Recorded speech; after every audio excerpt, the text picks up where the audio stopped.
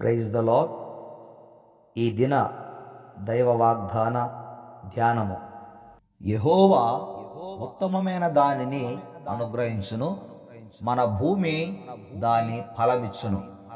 కొరాహు కుమారుడు రచించిన 85వ కీర్తన 12వ చరణము. క్రీస్తునందు ప్రియమైన వారలరా, కోరాహు కుమారులు గ్రహించి రచించిన ఈ 85వ కీర్తనలోని 12వ చరణములో దేవుడు ఉత్తమమైన దానినే అనుగ్రహిస్తాడు తన బిడ్డలకు అని వారు తెలుసుకున్నారు. దేవుడు కేవలము ఉత్తమమైన ఈవులనే తన బిడ్డలకు అనుగ్రహిస్తాడు, కానీ చెడ్డవాటిని, పనికిరాని వాటిని ఇవ్వడు అని వారు గ్రహించారు.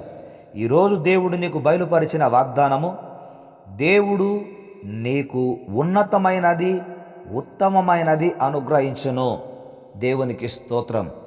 యాకోబు గారు రాసిన పత్రిక 1వ అధ్యాయము 17వ వచనములో యాకోబు గారు ఈ విధంగా రాశారు: శ్రేష్టమైన ప్రతి ఈవియు, సంపూర్ణమైన ప్రతి వరమును పరసంబంధమైనదై జ్యోతిర్మయుడగు తండ్రి యొద్ద నుండి వచ్చును. దేవునికి స్తోత్రం. ప్రతి ఈవి కూడా మనకు తండ్రి యొద్ద నుండే, ప్రతి వరము కూడా, మనం చేసే ప్రతి ప్రార్థనకు కూడా ప్రతిఫలము తండ్రి యొద్ద నుండే మనకు కలుగుతూ ఉంది అని మనము విశ్వసిస్తూ, ప్రార్థిస్తూ, నిరీక్షిస్తూ ఉన్నాం. దేవునికి స్తోత్రాలు చెల్లించుదాం.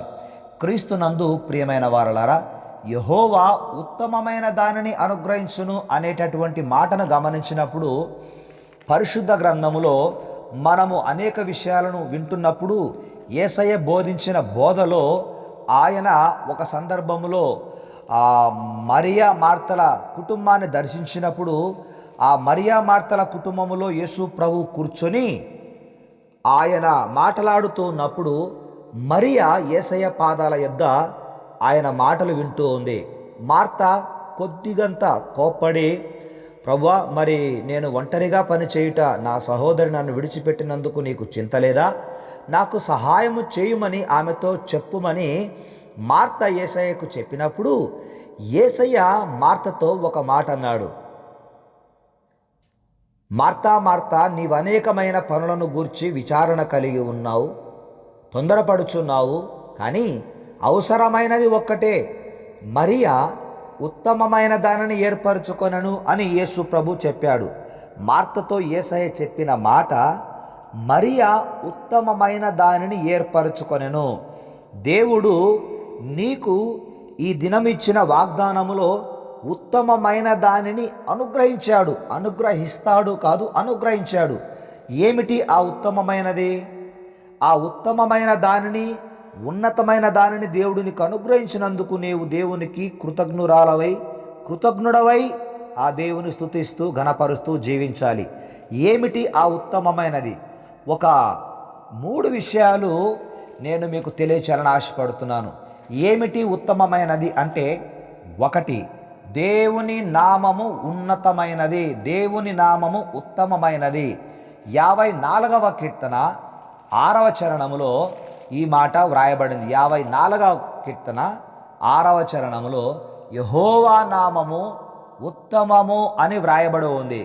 అవునండి, మనం ప్రార్థించి ఆమెను చెప్పినప్పుడు యేసునామమును ఉచ్చరింపకుండా మనం ఆమెను చెప్పము కనుక మన ప్రతి అవసరము కూడా యేసు నామముననే తీరుతుంది.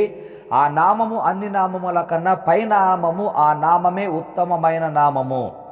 2వది, దేవుని కృప ఉత్తమమైనది. దేవుని కృప ఉత్తమమైనది. 63వ కీర్తన 3వ చరణంలో ఈ మాట దావీదు గారు రచించారు. 63వ కీర్తన 3వ చరణము: నీ జీవము, నీ కృప జీవము కంటే ఉత్తమము. నీ కృప జీవము కంటే ఉత్తమము. ఏమిటి ఉత్తమమైనది అంటే, 2వది దేవుని కృప.